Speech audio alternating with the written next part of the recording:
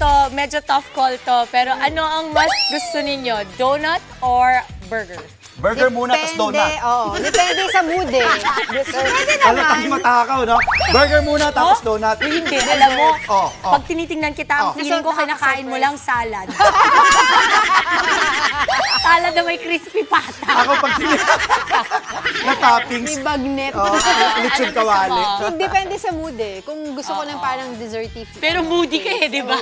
Sala mo na. Sala mo na. Donut and Diba? burger. Donut or burger. Or In that order. in that order, donut muna, tapos burger. Pwede, pag Mama, nagutom, ikaw. hindi.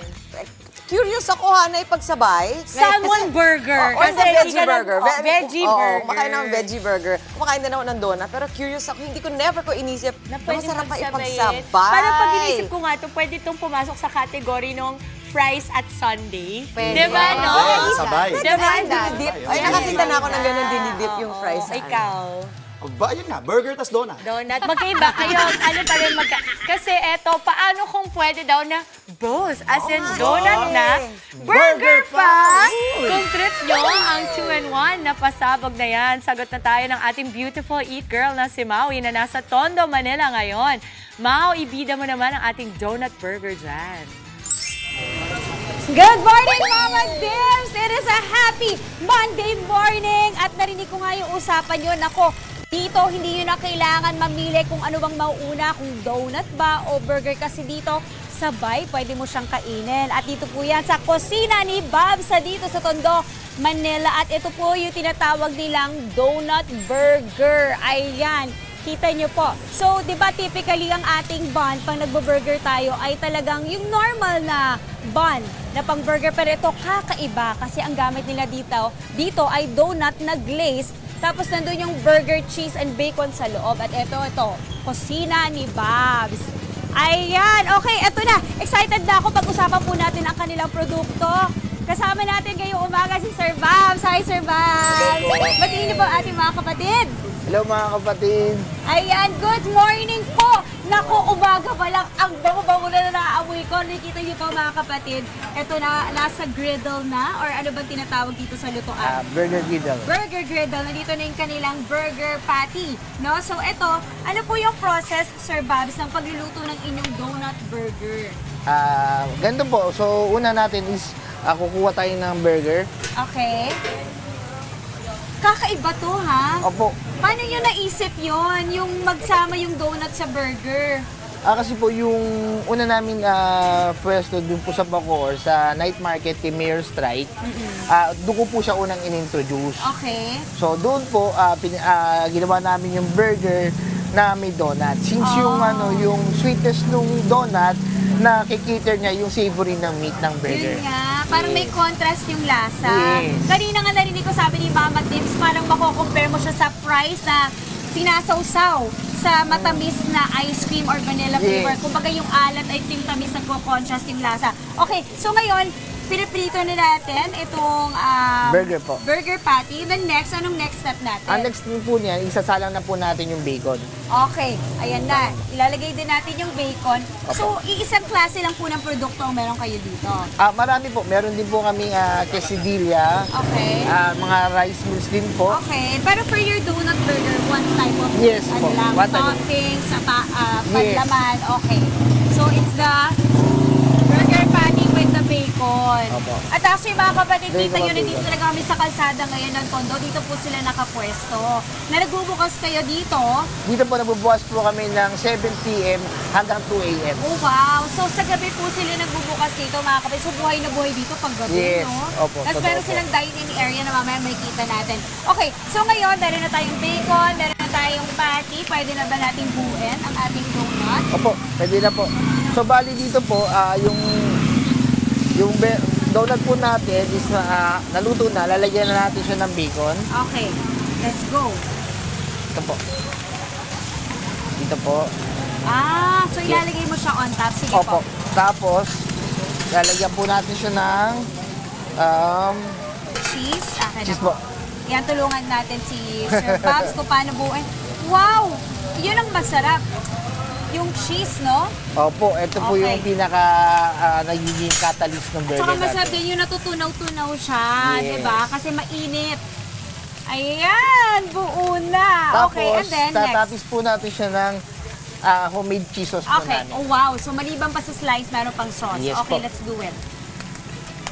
Ayun. Then, saka po natin ilalagay yung top sa donut. Ganyan po. Ayan, Charan! Ganun-ganun lang. Pero grabe, excited na ako, Sir Babs.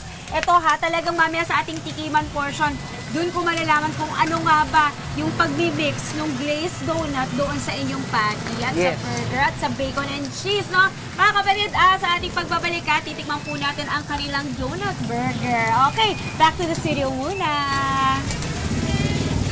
At sarap-sarap ha. Maui, maraming salamat.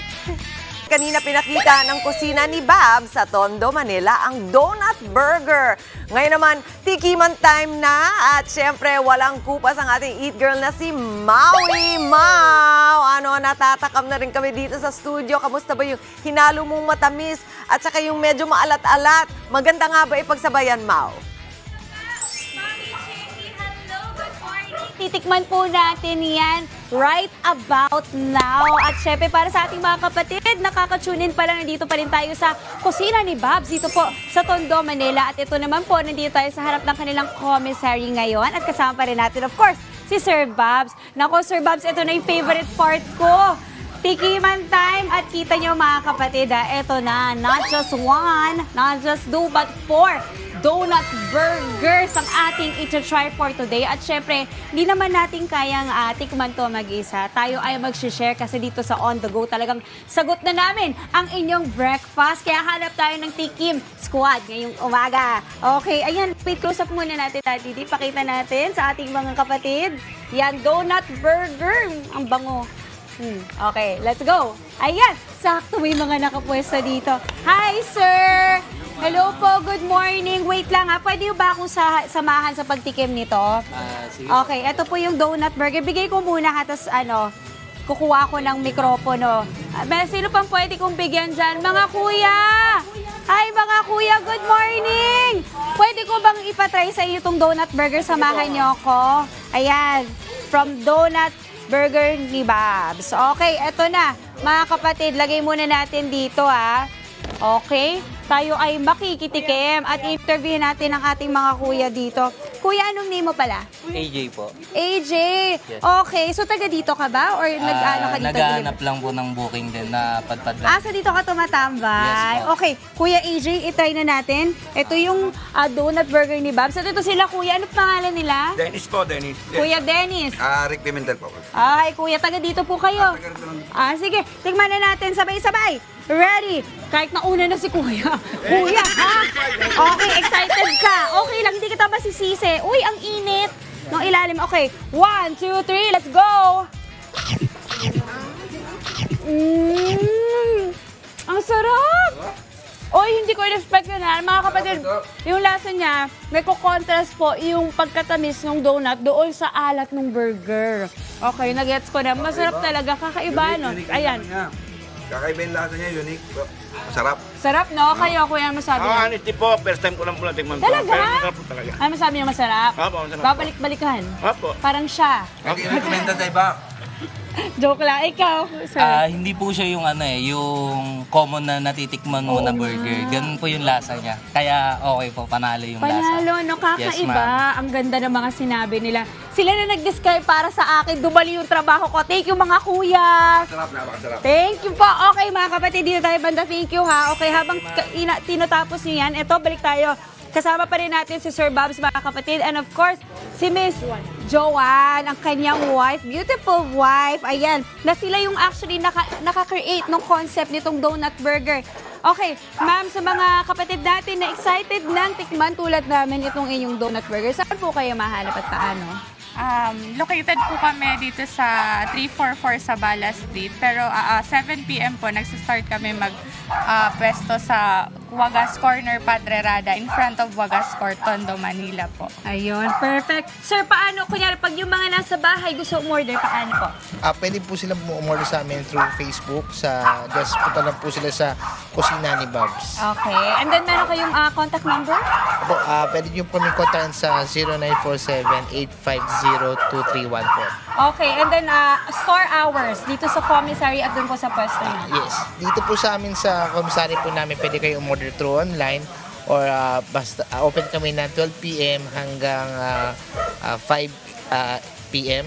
Tapos doon naman sa may Wagas Court, open kami ng 7 p.m. hanggang 2 a.m.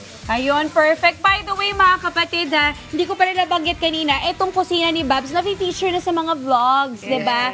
Na mga vloggers, mga TikTokers, pinupuntahan talaga kayo. Kasi nga, kakaiba ang kanilang produkto. Yun nga po, donut burger, napakasarap.